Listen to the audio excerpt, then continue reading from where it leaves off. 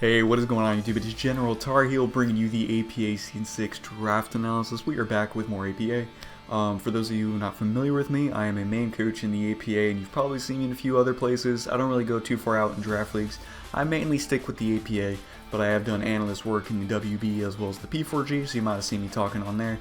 But, yep, looking forward to this new season Pokemon Sword and Shield. We got some new coaches. We got people like Jamvat up in here, which is pretty hype. Looking forward to that. We got Moed as well. I love that so much. We miss out on a lot of other old coaches, which is kind of unfortunate, but we still got some amazing ones and a lot of close friends of mine, so I'm happy to see them. We also got APA coaches from like the D League that are now bumped up, so that's pretty cool. Get them an opportunity. But I'm looking forward to the season. Nonetheless, overall I loved playing through Sword and Shield, and the draft scene is so far so good. But what I'm mainly looking forward to is that this is with Pokemon Home. The Pokemon Home draft is what I've been waiting for. So many things missed out on good moves, so many things lost Defog, lost Roost, stuff like that. So having everything like back together, oh, and knockoff, massive move. Have everything back together in one with this smaller Pokemon format is what I'm really been wanting to do, and I'm happy that we're playing for Home. I wish we waited a little bit longer, because we did do an entire draft, and then there was the announcement about Home, even though I told them to wait until Home came out, or at least until we got an announcement. But so we didn't let our draft, but we were doing it, and now we got the real squad. Now, as you can see on the screen, we did have 2 separate pools for drafting as well. This means that we had 10 coaches in each pool, which means I can get, as you can see, for example, Gigantamax Gengar in one pool, and someone else can get it in another pool. And I'm going to go over the whole drafting thing in a second. But, so we had 10 and 10, which is good. As you can see in the bottom over here, I am terrible with my face cam. In the bottom in the right hand corner, that we are on the bottom of the wheel, which is amazing. I love getting the wheel so much. Waiting around kind of sucks, but I love getting that back to back and knowing what to expect. I hate being in the middle, personally. So getting the wheel was huge for us. There's a few things I knew I definitely wanted, but we'll get into that in a second. So for the actual draft, we were getting 1 Gigantamax Pokemon. So originally, we had like set points and everything for tiers, and we were talking about it, and a lot of coaches already said it's kind of busted. Some of them in the WB were like they don't want to really prep for that anymore, so they're not even sure if they want it. But that's a small percentage of this league at the moment, so a lot of coaches wanted to try Gigantamax in a draft league, so we opted to go for it. But they are not allowed to hold any items of benefit. We have to limit these Pokemon to Pokeballs. I might honestly just give it nothing. We'll have to see. But if I have to, I'll run my Gigantamax Gengar with a Night Ball. It's okay. So that was the thing. They still have the point-based skills like Megas, like how you typically or always have to draft the Mega and stuff like that. Basically the same thing. And we had the tiers we had to meet along with the 400 free points. And if we got a lower tier Gigantamax, we were able to get points from that. I think the points needed to be fixed since we were limiting the Gigantamax based off an item, or they need to move around more. But it is what it is, and we did the draft, and I'm overall pretty happy with it. Not doing this like a traditional draft video, we're just doing it all on one, because they decided like they want to do this for the draft stream. Since we're doing 2 pools, it's harder to go round by round, so they just wanted to do it as a full like team analysis, not going round by round, like I just mentioned. So I opted to just do the same. I did switch up my slide compared to what they originally made, because I felt like this would look a little better, having the entire squad right there. See, I'm never going to get the right side on the first try, I promise you. I'm an idiot. But either way, I'm really happy with how this team came out, and I'm going to go over it round by round, basically, and my thought process going into the draft, and what I really wanted and stuff like that. So, when it came down to the draft that we did beforehand, that obviously got scrapped and everything, I wanted a few things. I wanted like Hawlucha Terrakion with electric terrain, with Pincurchin, and I felt like that'd be pretty cool. And, but I really want that after, like, when it came down to Home, and there was one Mega I really wanted in the previous, or I'm probably going to say that a lot, but one Gigantamax I wanted in the previous draft, which was Mega Gengar, but your boy Pokemon sniped that of me in the previous draft. So when it came to round 1 and I was all the way at the bottom, I made sure to get Gigantamax Gengar round 1, 100%. Really happy with getting this, didn't want it to go away.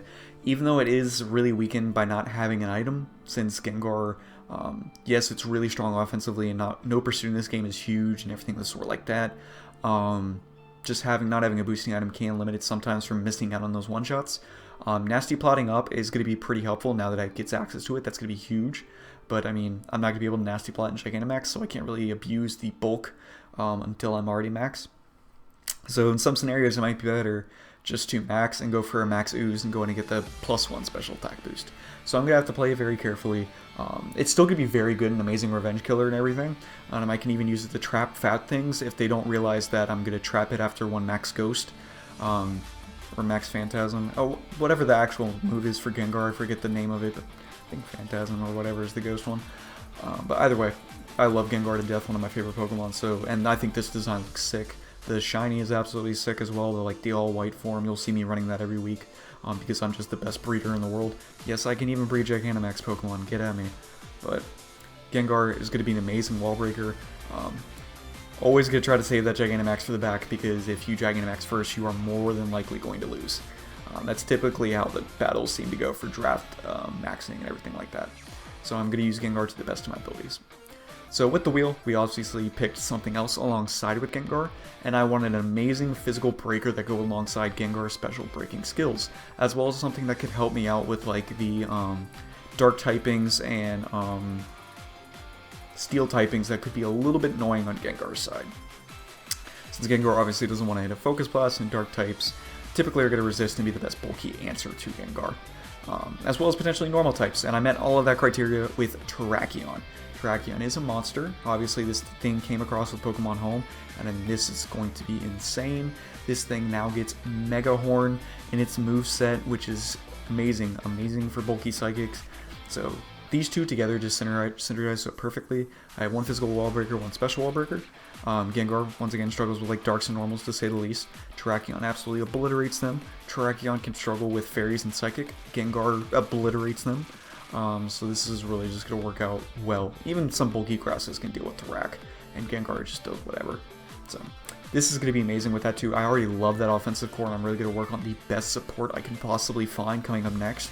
Nothing really much else to say about Terrakion. It is a very close speed to Gengar, which was kind of unfortunate, but it met what I wanted the most, and I really don't care about too large, or I don't care if my speed tiers are like too close to one another. I don't think that's that big of a deal as long as I don't have massive gaps. So that's fine. Gaps should only be in between the thighs, always remember. But so nonetheless, after I picked up Terrakion, I wanted to get up some good support, like I mentioned. I still wanted some decent offense and like some speed, but there was a few things I noticed and some things I really liked. I noticed I wanted to get something that I knew got buffed this gen as well as a new Pokemon.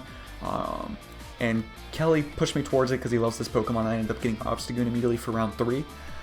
This thing is insane. I helped Kelly build another WB, and like under the radar if you don't know. And it's just so amazing. Obstagoon's insane. Like, it's an amazing fast taunter. It's pretty bulky on the defensive side, which is more than you think. And even though it only has like the 95 base attack, with Guts, that thing hits like a truck with Facade. It's absurd. So even though it limits it a little bit, it's still really good. I wish it got access to more potential setup moves and stuff like that, but it's still amazing. Parting Shot is insane for Gengar and Terrakion, which is one of the main things I wanted with it. Once again, also gives me a good dark type to deal with like fast psychics, because that's the one thing both Gengar and Terrakion can struggle with, is a psychic that wants to revenge them, so having Obstagoon is huge. Also, I struggled versus ghost types so far, because Terrakion can't necessarily always want to hit them with his stabs, because Stone Edge can miss, and close combat isn't going to touch them. And Gengar, yes, even though it can hit ghosts, if they're bulky or they are Scarf, for example, that's going to be a big pain in my tail. So Obstagoon definitely just seemed like it fit perfectly. Obviously, also it's tier 3, which I think is a steal. That thing is tier 2 hands down, just because of all that it can do and its offensive presence, everything of the sort. I think Obstagoon is tier 2. If it's in tier 3, that and Surfetch are the best tier 3s, which happened in this tier. And I would have gotten Surfetch if I didn't have Terrakion. I'm going to say that right now. That thing is a monster. But at the same round, I wanted to get, like my first rocker, a really good Pokemon. I'm looking into it. There's not that many grass types I'm interested in. I love Roserade, and I love Whimsicott, but I already have Whimsicott and stuff in the other draft. And like, my boy Nate's in my pool, and he wanted Whimsicott. So I was just like, gotta look. And I was like, there's Celebi. Celebi is the GOAT. One of the best grass types. I don't care what people say. Celebi is so good. If you're really just worried about the whole U-turn thing, then you don't know how to get back momentum and keep the win in your favor. So Celebi, amazing offensive presence now, especially since it gets access to Aura Sphere. That is huge. Being able to pressure offensive dark types on its own is amazing. as well as more steel types. Not just only having to force earth power, but just aura sphere in general could be pretty helpful. So like nasty plot aura sphere is massive. I can still run the like SDC bomb set if I want to. Stealth Rocks is great. Dual Screens is great for like the setup I can do for like nasty block Gengar, SD Tarak, or double dance Tarak even if I wanted to.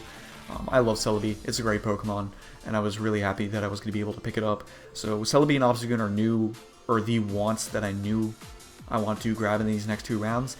Even though I was missing out on a few things that I kind of wanted that I knew were going to go on the way back, since it's 2 full rounds until it gets back to me. That's the only downfall of the wheel, but personally I still prefer the wheel. I knew what I wanted, and that was Noivern. I was highly doubting Noivern was going to make it round 5. Noivern is so good in this generation. And sure enough, it was sniped by my boy Kyle A, but that's totally fine. Even though Noivern's extremely hard to replace, don't get me wrong, I was able to make do, I believe. It was kind of hard for me to work around it, but I felt like the team was going to work out well.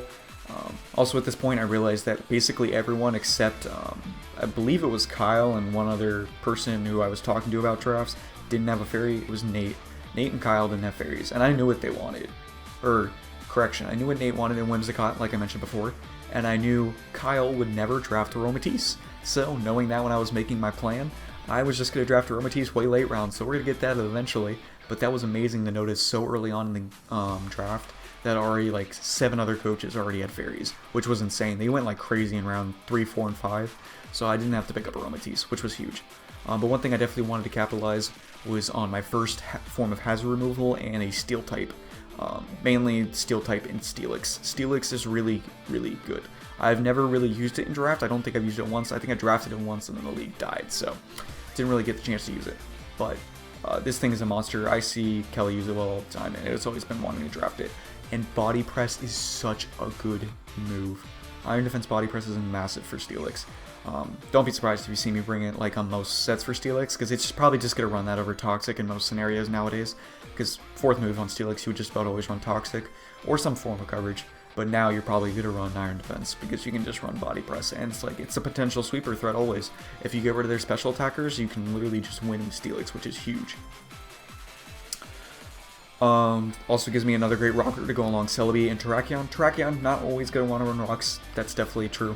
Celebi, going to be bulky, I feel like, majority of the time, so putting rocks on Celebi isn't that bad. It's good. It's an amazing support mon with Healing Wish, Stealth Rock, U-turn, stuff like that. T-Wave. So Steelix running Stealth Rocks is also amazing, just having that in the back. Amazing defensive bulk. I can easily pair this with a lot of good things later on.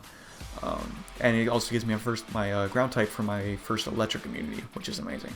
I don't really need too many, but it's just nice to go alongside with what I have.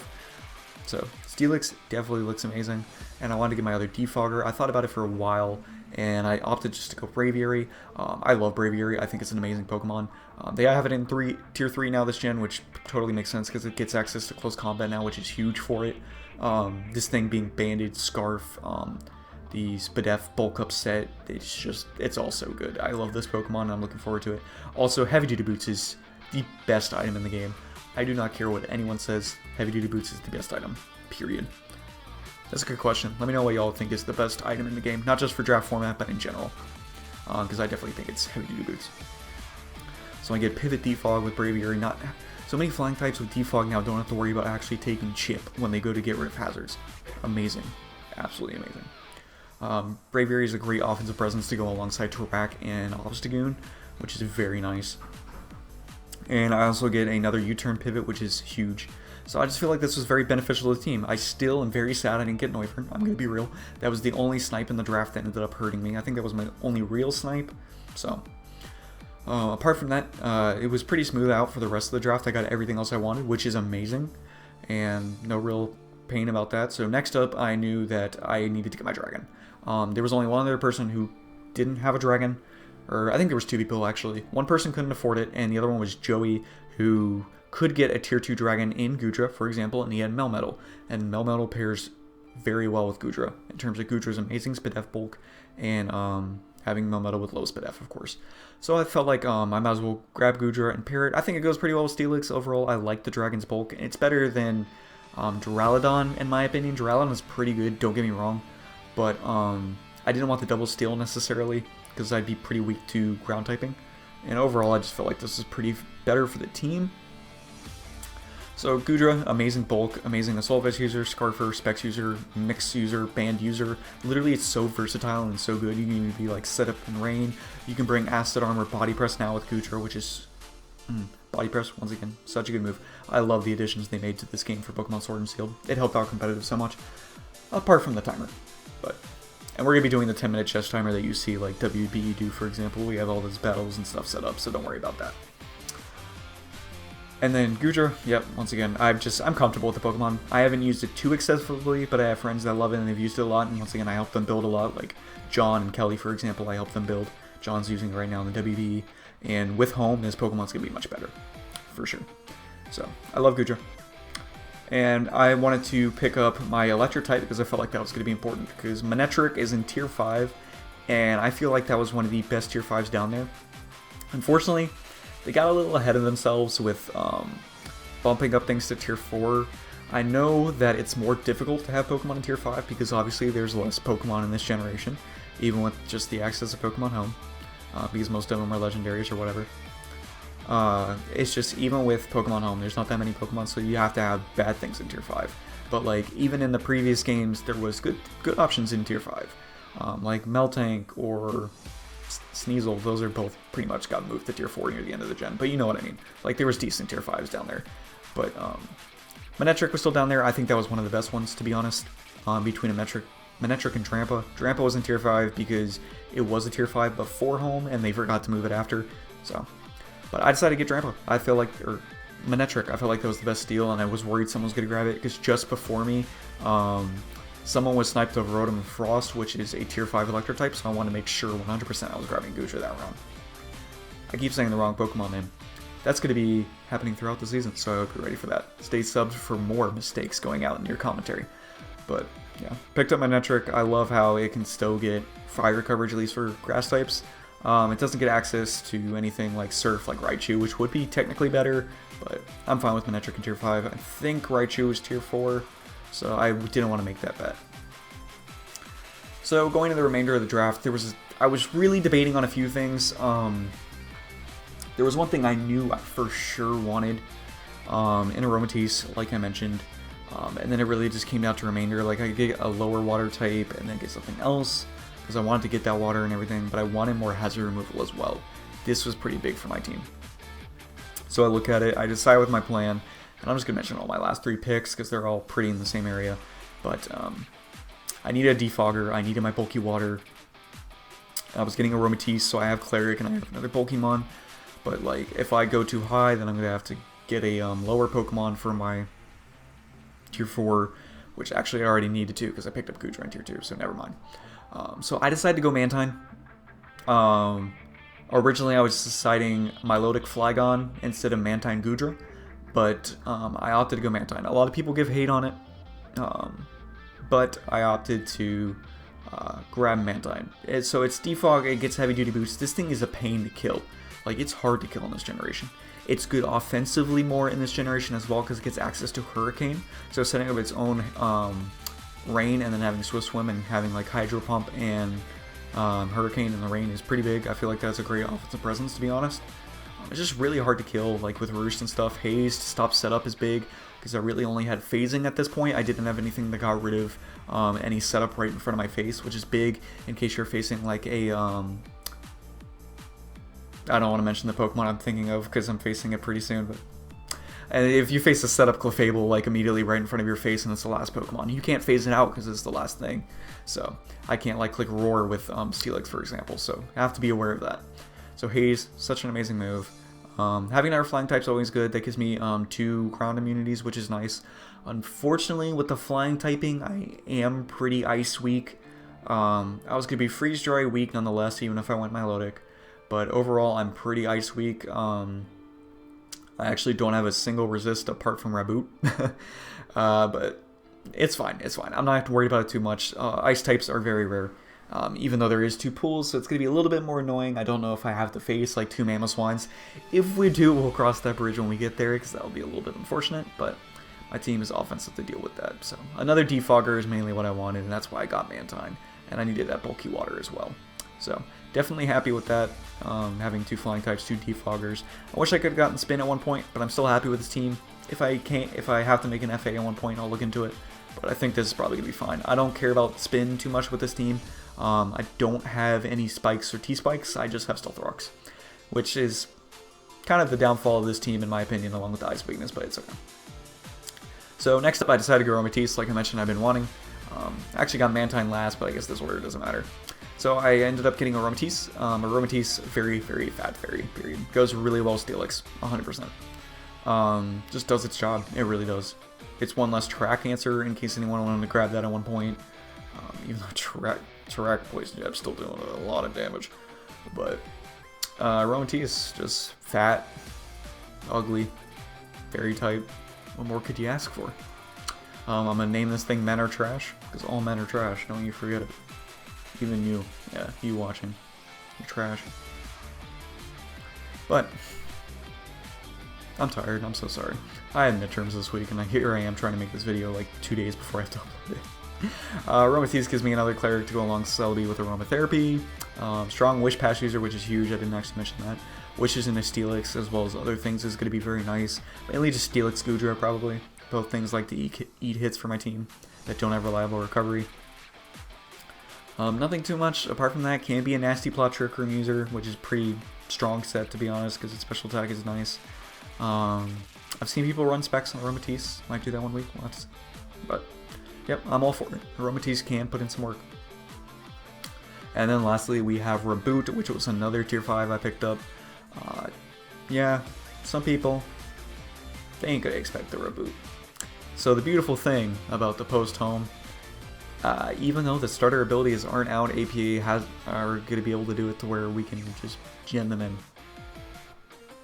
Yeah, we don't care. We don't care if we're not legit. It's whatever. We're doing it for content, baby. That's all that matters. But Reboot. So it has Liberio. I don't care. It's Protean.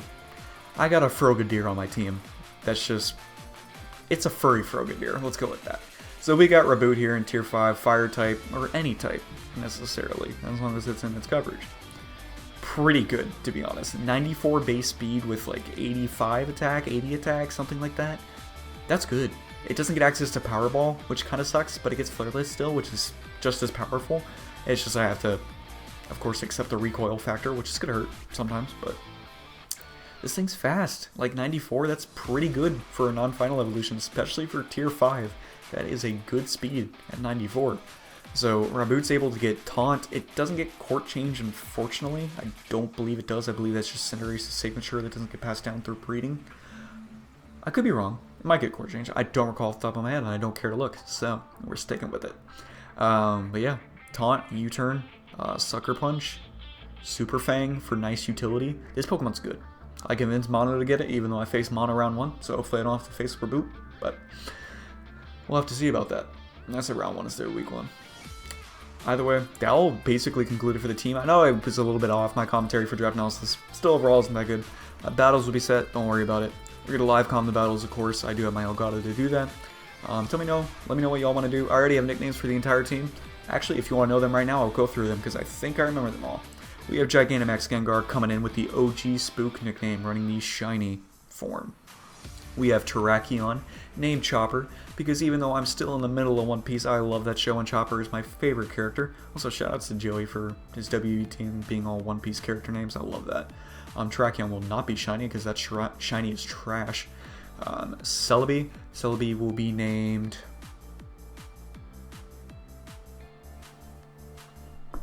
I'm not clicking off into my showdown to check what nickname I gave it.